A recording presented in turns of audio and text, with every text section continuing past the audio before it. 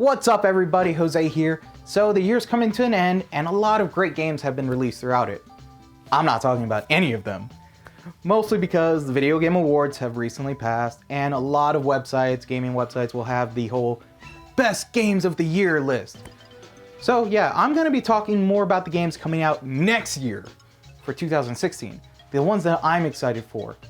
Now, I'm not going to numerically list them in any way, sort, or form. Mostly because different people are excited for different games for different reasons. So yeah, and one quick thing. All these games don't have a set release date, just coming out 2016, who knows when. Whatever. So here's 7 anticipated games of 2016. So I don't hide the fact that I love 3D platformer collectathons. You know, the classic N64 titles? Super Mario 64, Donkey Kong 64, and my favorite, Banjo-Kazooie. Hell, I even raced with sides through Banjo-Kazooie on our group's Twitch stream, The Lucky Player 1. I enjoy all the Banjo-Kazooie games, except for Nuts and Bolts. It's not bad, it's just not the Banjo-Kazooie game anyone really wanted. So when I heard some of the old Rare team are creating a new 3D platformer, I was psyched to see Yooka-Laylee being made. Now there's not much, but from what I heard, I'm speculating Donkey Kong 64 collectibles with characters that have Banjo-Kazooie-like gameplay. It looks great, and with David Wise, Grant Kirkhope, and Steve Burke on the project, I expect it to sound just as good. According to their Kickstarter, we can hopefully expect a release in October 2016. Though, you know how these Kickstarter projects can get. And if you don't know, let's talk about Mighty Number 9. This game is here not because I'm legitimately excited for it, more for its release and what the overall outcome could mean for gaming, especially crowdfunded projects. Being kickstarted in 2013, Mighty Number 9 is Mega Man's spiritual successor, led by co-creator designer of Mega Man and father of Zero, Keiji Inafune. I'm pretty sure I screwed that name up. Now with the father of Mega Man, along with the veteran staff who work on Mega Man, leading the spiritual successor, along with the fact that we haven't had a proper Mega Man since 2010, it's Kickstarter to reach its goal extremely fast. Though the initial reception was outstanding, certain things led people to have mixed feelings about its development process. Another Kickstarter for another spiritual successor, a pushback release date, and just general development drama. The outcome of Mighty Number 9 might have an effect for Kickstarter projects that are pushed by former developers' reputations, such as the previously mentioned Yooka-Laylee, either for better or for worse. Hopefully it turns out for the better. Like Mighty Number 9, I'm more intrigued for Pokemon Go's outcome than anything. If you don't know what Pokemon Go is, it's an augmented reality game where you catch Pokemon in real life.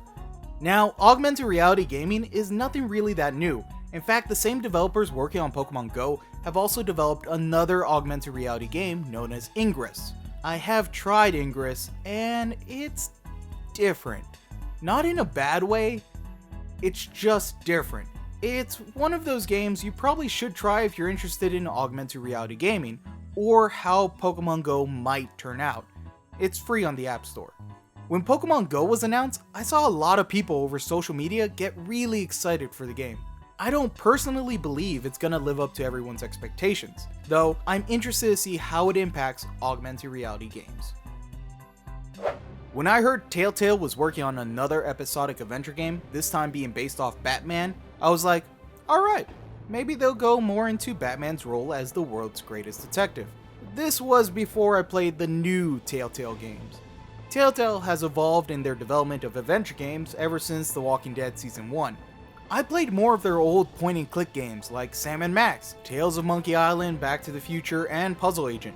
So to see how much they've changed, I played the recent Tales from the Borderlands series. All of it. Now I'm really excited to see what Telltale does with the Batman IP. They really have changed the adventure games with branching dialogue choices and great interactive QuickTime events. They still have the great point-and-click puzzle sections, but they don't take nearly as long to figure out. I don't expect anything as action-heavy as the Arkham series, but I expect just as good as a story told over all episodes, even if it probably takes over a year to deliver all the episodes. Now, I don't know that much about Cuphead, but the main thing that excites me is probably the thing that makes it stand out the most: the way the game looks. It has that look of old cartoons, the one from Flesher Studios, like Betty Boop and Popeye. I have no clue what the game is about other than the devil is involved and a dude who has a cup for a head. From what is shown, I can only assume that's a platformer that has a ton of bosses and can be played with a friend. That's all I really know. I'm still down to play it just because it looks so good and it looks like a lot of fun. Looks being the key word. Alright, I'm gonna have a little bit of fanboyism here, so I'm just gonna go over this entry as quick as I can. Alright, I'm super excited for this game. There's not much news about it, but goddamn it's Persona 5. I'm a huge fan of Persona 4, playing it about 15 times, enjoying it every time. I'm currently going through Persona 3 and enjoying it as well. Persona's genre is typically described as an RPG battle system mixed with life simulation. Atlas said Persona 5 was going to come out this year, but had to push the release date back. Even though they keep pushing the release date, they've also been releasing trailers and images, and goddamn it, I hate it. They get me super excited. I mean, look how cool this looks. And there's a ninja kitty. I mean, it's a kitty. Kitties are always adorable. Alright, I'm done. On to the next one. Whew. Oh, I really want Star Ocean, Integrity, and the Fatelessness to be good. To have a good story and likable characters. That is the only reason I am excited for it. While I enjoyed most of the third game, I cannot say the same thing for Last Hope. I very much liked the battle system. It was interactive, strategic, and all around lots of fun. I cannot say the same for the characters. They're so cliche and the main character is whiny. I probably never had the feeling to grab a character out of the game and bitch slap them until I played Star Ocean Last Hope. So yeah, Star Ocean, Integrity, and the Fatelessness just have a great story, great characters, and the same awesome battle system, then I'll be happy. I will say one thing, which is the characters do look like they escaped from a circus, but that doesn't really say anything about how the characters act or sound. Until it comes out, I hope for the best.